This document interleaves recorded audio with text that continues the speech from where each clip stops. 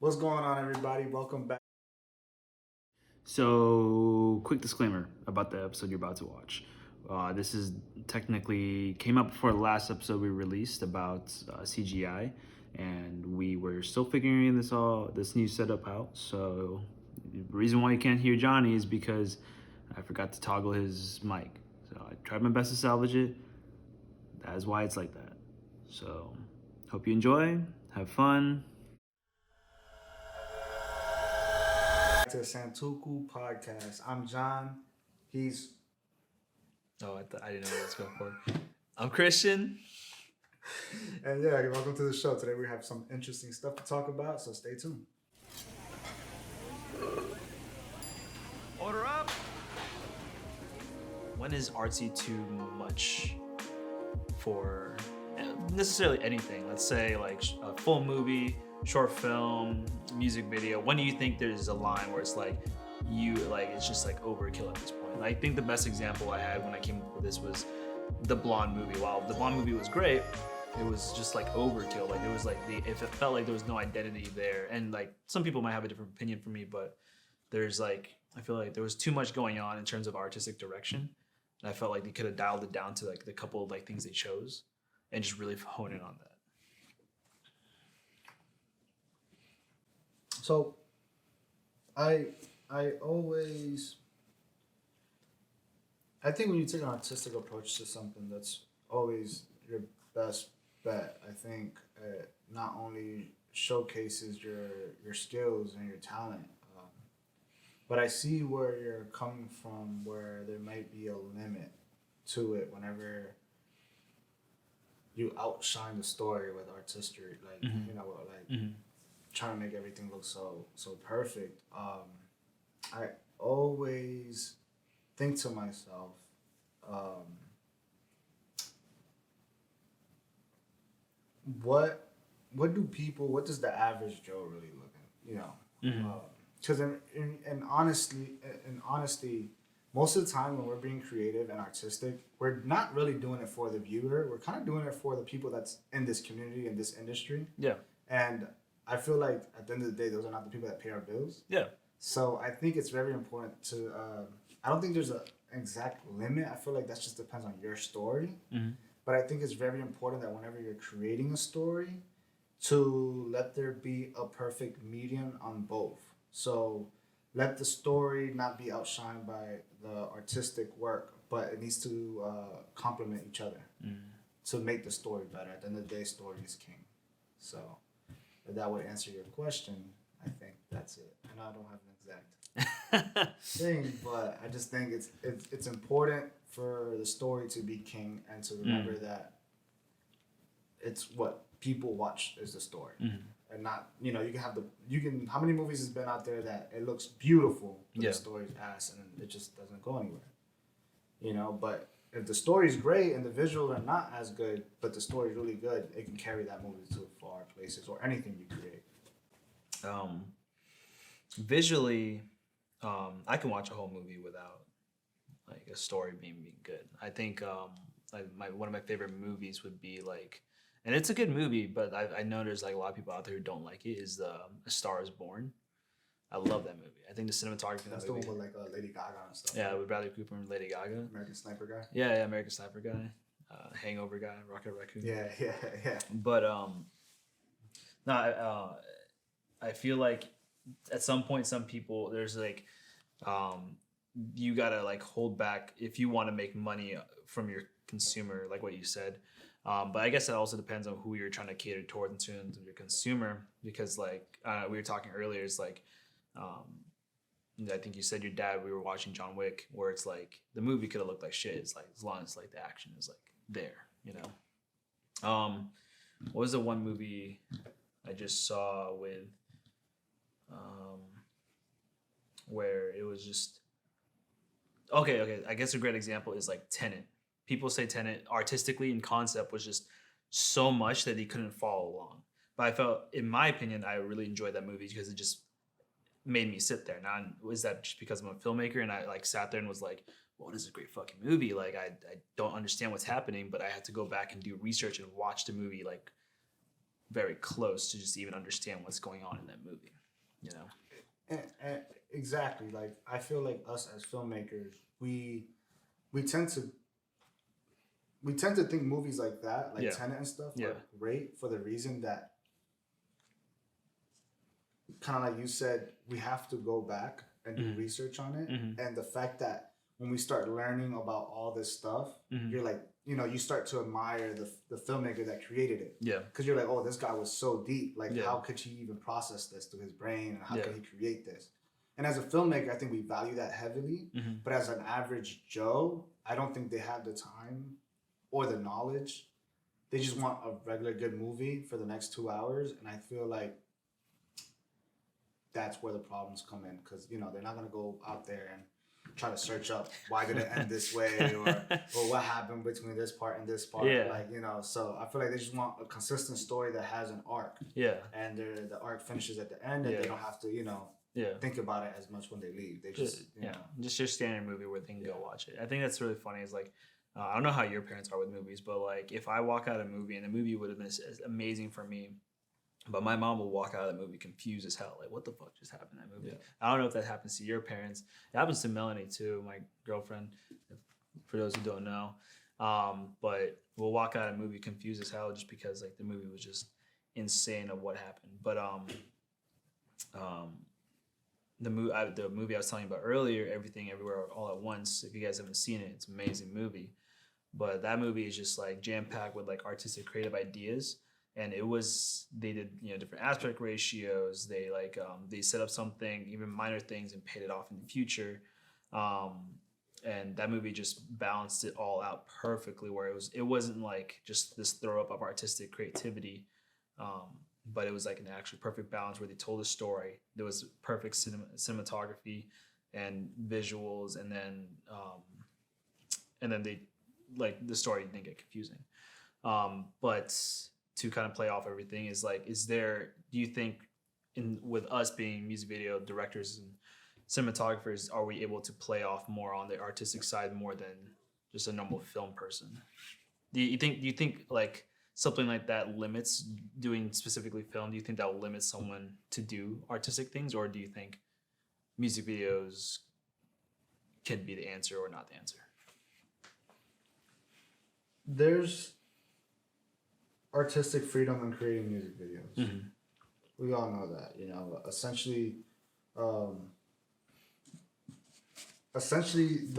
when music videos first started popping up in the industry, it was for conventional directors to have the creative freedom to create something that they didn't have during filmmaking a movie. And that's where we got the iconic, music videos from back in the 70s and stuff like that. A lot of Michael Jackson videos and stuff like that.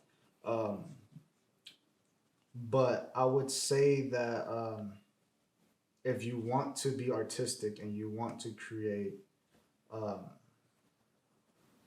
something that just looks like pure art, I think the best avenue nowadays would be to create a short film. Oh yeah, you think so? Yes, I think because I think as when you're creating a music video, obviously you need an artist, and usually that artist comes with his own ideas for the project already. So yes, you have creative freedom on how to execute what he wants, but at the end of the day, you still got to fit the mold that he envisions. Compared to when you're creating a story and you're creating your own movie, you can do whatever you want from scratch. Yeah. Because you're funding it and you're doing it. Yeah.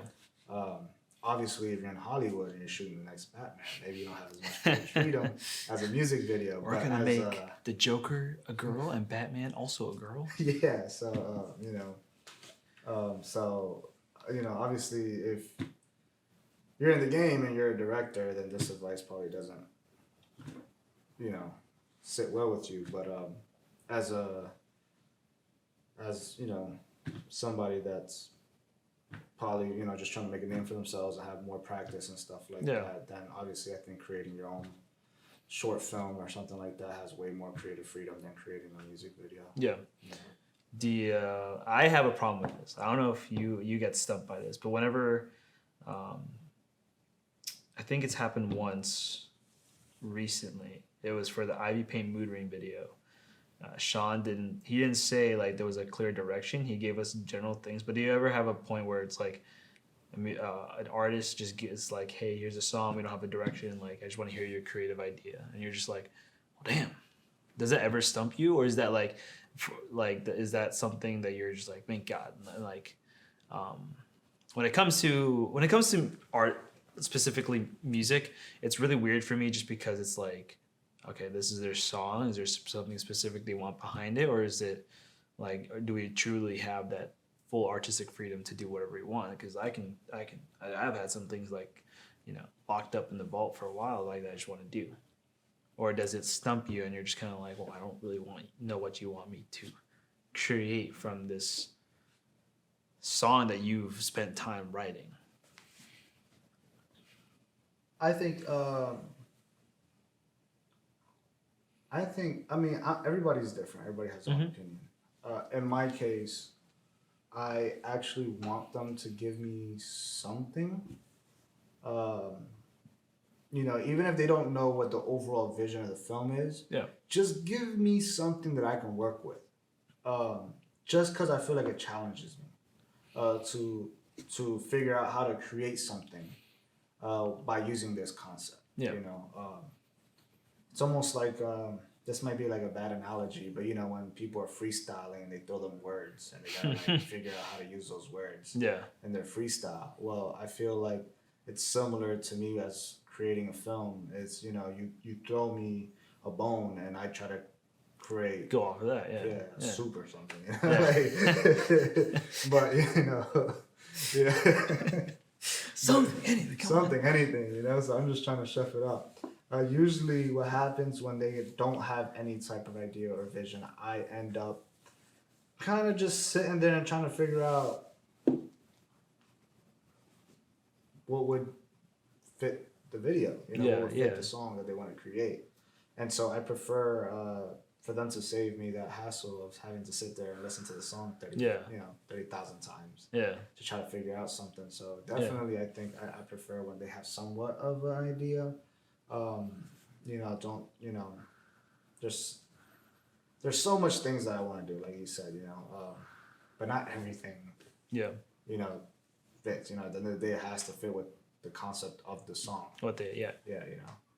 And not all the time, sometimes you can just do one of those videos where like the whole video is completely separate in the song, but that has its time and place. You can't do that for every video. So, I think it's better off that as an artist, if you're an artist and you're listening to this, and you're coming to talk to somebody to have a music video done for you, your best bet is to have somewhat of an idea already of what you want, and it's, like I said, it's our job to help create that vision, and we know what steps we need to take to actually make that happen, but just giving us that small clue, that small evidence, can do wonders.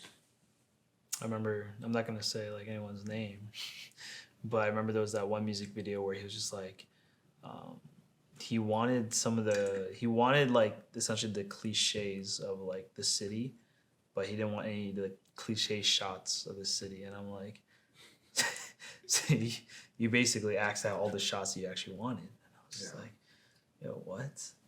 And that music video specifically too, it was like we hopped on the phone, we never heard the song. He's like, what do you guys think we should do? And I was like, what? What do you want us to do? Like, it was like we've never even heard the song. Like, what do you want us to pitch to you? So, that is I just you're happy with it, by the way. Came out great. We didn't edit it, but came out great. It's on YouTube. Probably like 1 million views now. So yeah. You haven't watched it? Is that? It's like our ghost writing. Yeah, it's like our ghost writing work. Yeah, literally, it's our ghost writing work. But yeah, man. I mean, I just think. Do you have I mean, I have a couple things like saved, and they're mainly short films.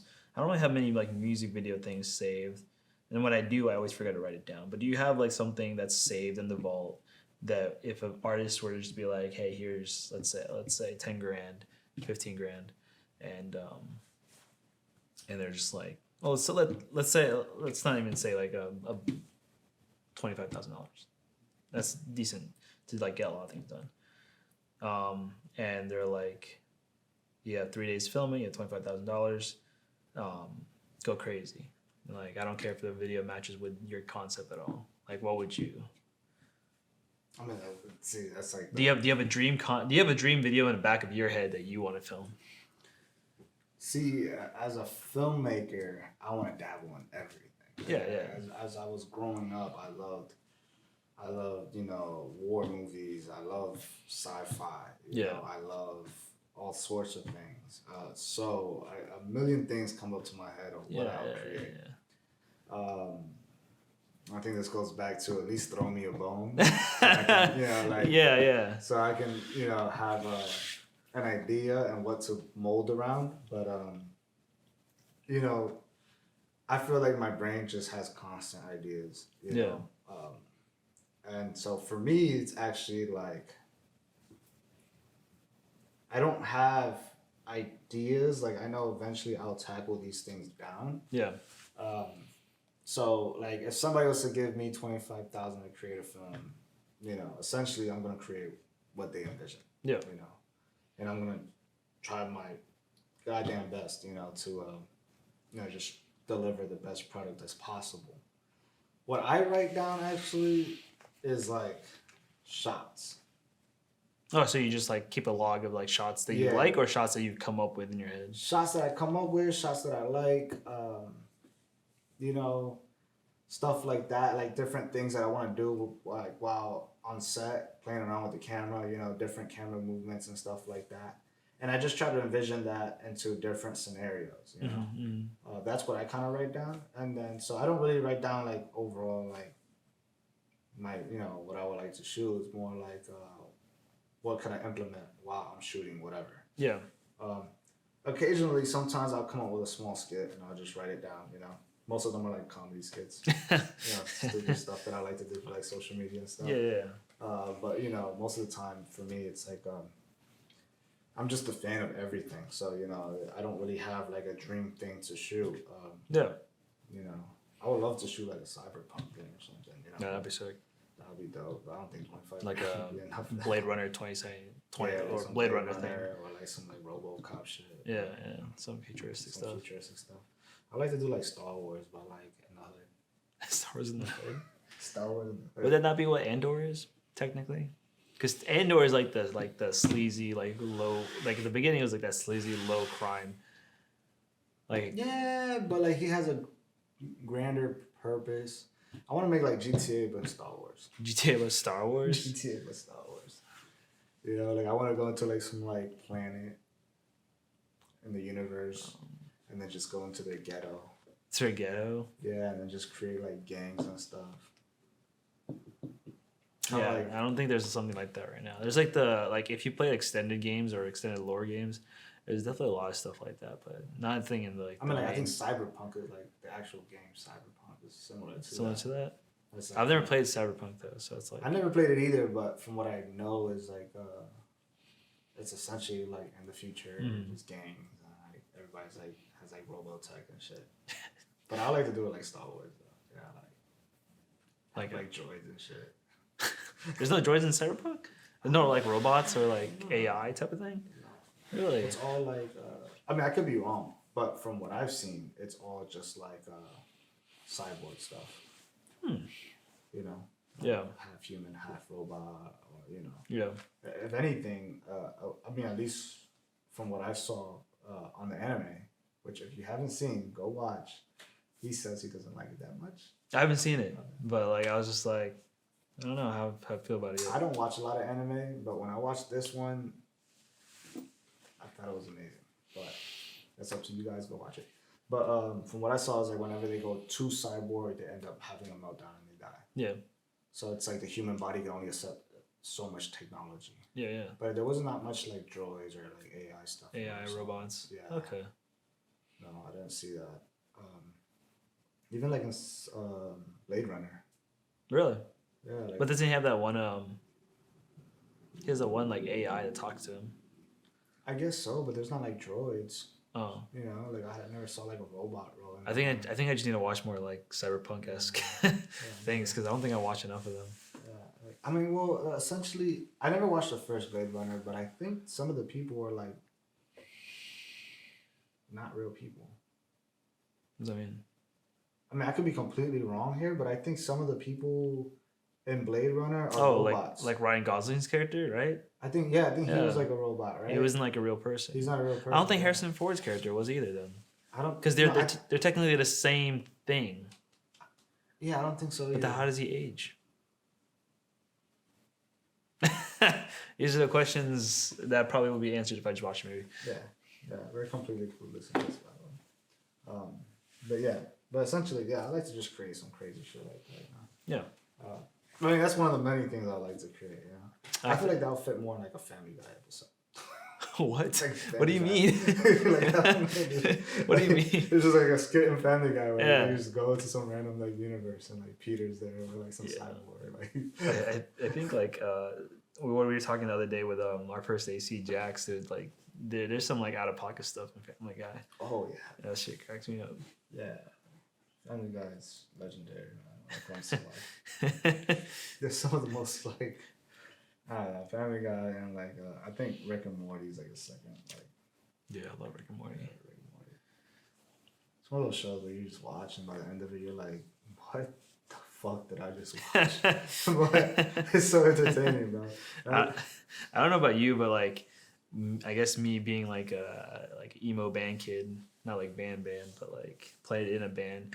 I had like my depressional phase. I don't know if you've ever had a depressional phase, but like Rick and Morty and like fucking The Office were both my depressional phase TV shows. Let me tell you, that stuff got me out of depression. Those are both great shows. I've never seen an episode of The Office. Really? Never. I have season 1 on DVD. Yeah, I've never watched an episode of The Office. That's one of the few things I haven't watched. I just always thought it was so weird. Like it was just like I always thought like, well, I know it gives you this like feeling. Yeah. It's like the what the fuck did I just watch by the end of it type feeling. Essentially, yeah. Like most So of the like at least like with Rick and Morty, I didn't expect that at first, and then Yeah. like, I just end up loving it. But like just off the get from watching like the trailers of The Office, yeah. or like the whatever the commercials or whatever, I was just like, nah, like this is what's stuff. I think you gotta fall into like, because how I got into The Office was I watched like the Dwight and Jim like I mean, pranks. it's funny though. Like I've seen the the small yeah, clips yeah. and stuff. I just never got around it. You know? Have you watched Parks and Rec and stuff like that? Oh wait, is Parks and Rec the other one, like the one with Chris Pratt? I don't know. You know what I'm talking about? It's basically like similar to The Office, but it's like it's not The Office. The same creators? What? Is it the same creators? No, I don't think so. I don't think so. Because like then the same creators create For The Office? Space Force. Are you just thinking because Michael Scott's in it? That I think it was the same creators as well. Oh, I don't know. Like the same writers. You might know more about that than I do. I think I started watching Space Force, but I didn't really like it. It was kind of it only lasted like one season. Oh, yeah? Yeah. It was a weird like subplot like in it where like Michael Scott character, or not Michael Scott, I forgot his real name, but he basically plays a very similar character to Michael Scott, and I'm like, oh, this is nice and all, but I think the overall concept of that idea was like perfect. Like right when the Space Force came out, it was like, boom, we got something. I think people in that time, whenever it came out, was like, what the hell is the Space Force? So it was perfect, but I think just the way they executed it was probably not the right way. I think we should do. I think we should release a series on top of everything else we have to fucking do. But like, we should release a series where we do like it's essentially semi-scripted, but we do an Office-esque thing, but when we're on set. Like people get pulled aside to do like interviews. Like, let me tell you, fucking John, dude, getting on my fucking nerves today, man. Today is not the day. Yeah, that'd be hilarious. That'd be hilarious. Just have like Nicole on, like come out to the set.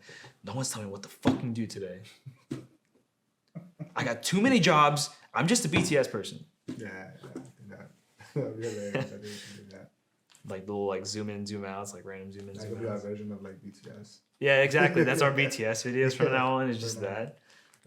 I get a lot of inspiration from I never skateboarded, but I grew up around a lot of skateboarders. Yeah. And Really, you seem like a skateboarding type. yeah, it's definitely involved in my personality. But I never skateboarded. I've always been scared of falling.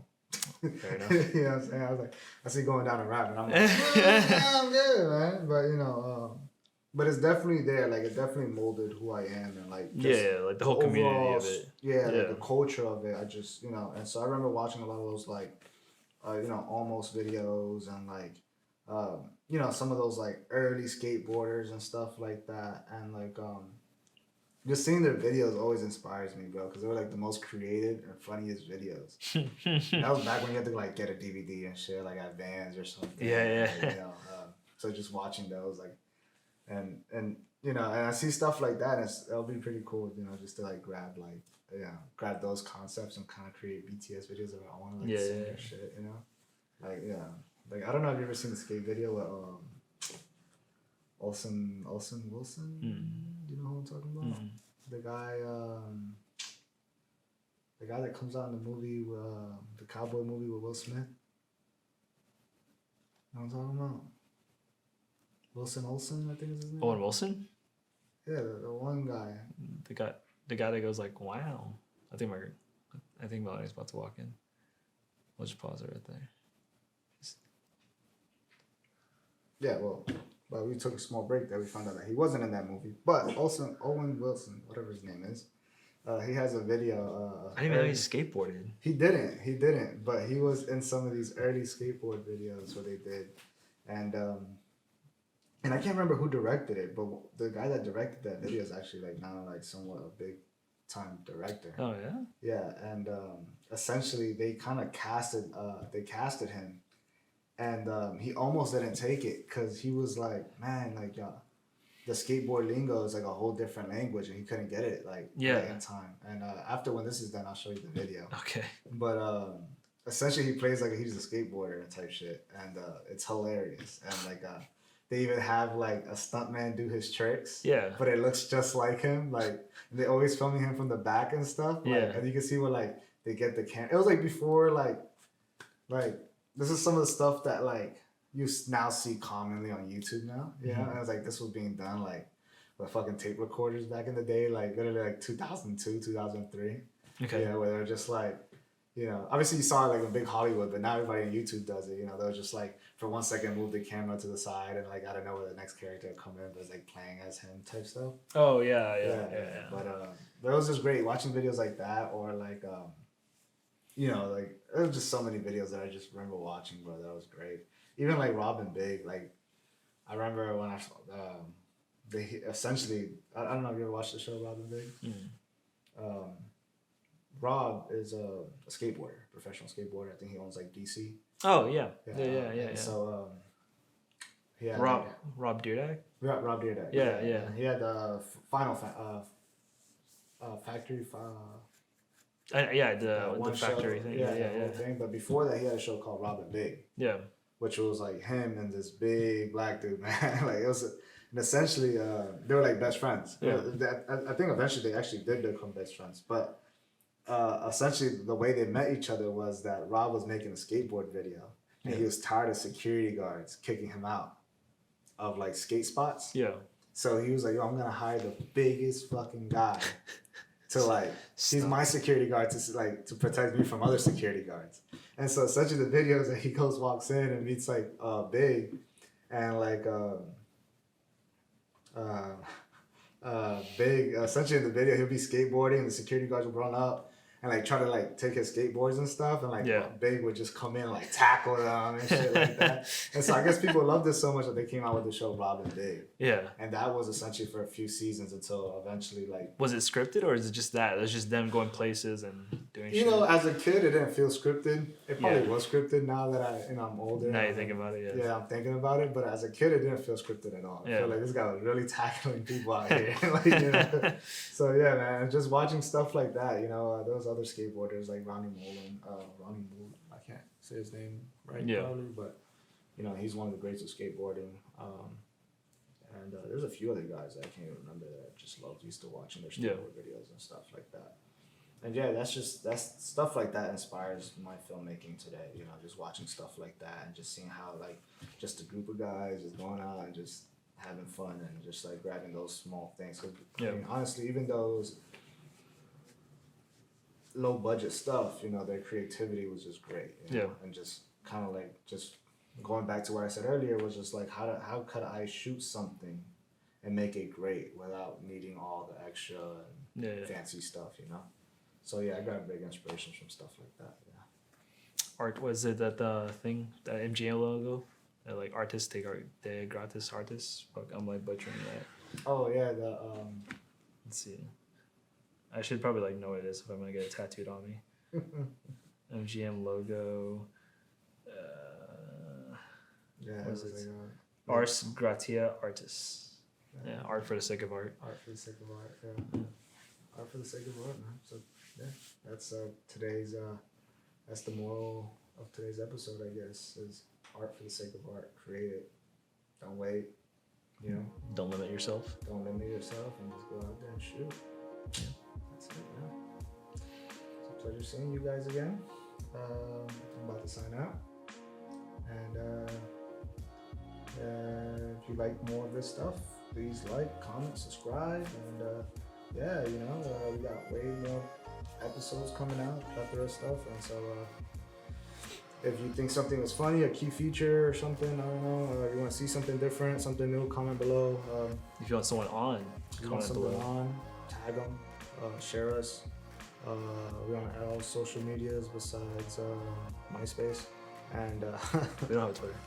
and a Twitter. We don't have Twitter, and we don't have a BeReal, and we don't have we don't have a Snapchat. We don't have a Snapchat. I think that'd be kind of funny if we had a Snapchat though. Yeah, that'd be kind of hilarious. We have an OnlyFans. I'm just playing. It was like top. What does every like OnlyFans person has? It was like top whatever percent. Top 2% of OnlyFans. Top 2% of OnlyFans. That's not good. I always see the top like 1.5%. Yeah, I don't know. Might catch my nipple on there or something. Okay, that's it.